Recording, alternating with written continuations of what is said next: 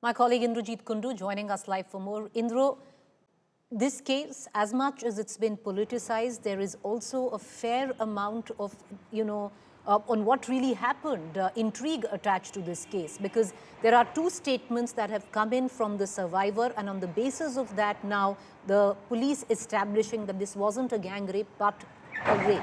And the prime accused is the friend of the survivor.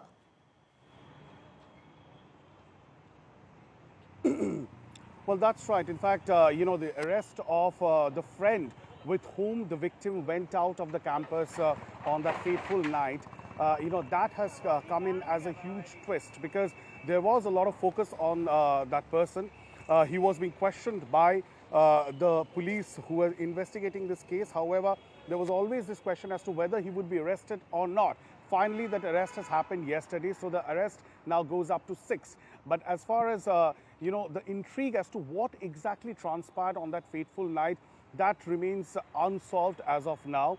6 people have been arrested, and the police at least have been able to clarify on one aspect, that this is not a case of gang rape, that there was one perpetrator of the sexual assault, though they have not come clean as to who do they indicate so far. Of the 6 of those who have been arrested, the police haven't specified who actually was involved in that act.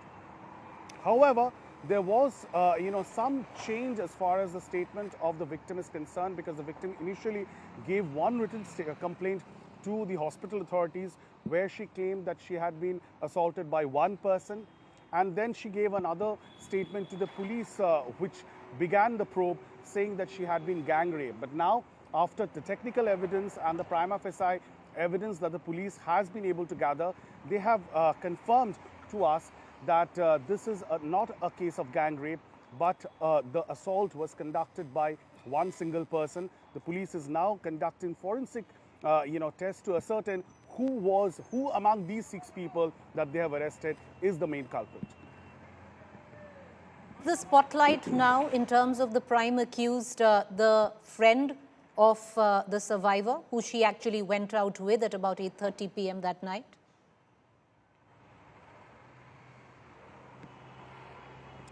Well, absolutely.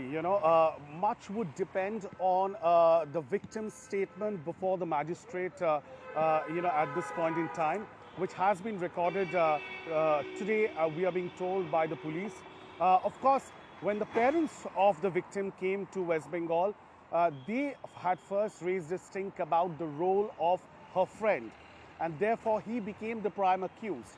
The question, of course, was why did the police not arrest him earlier and waited for about 72 hours?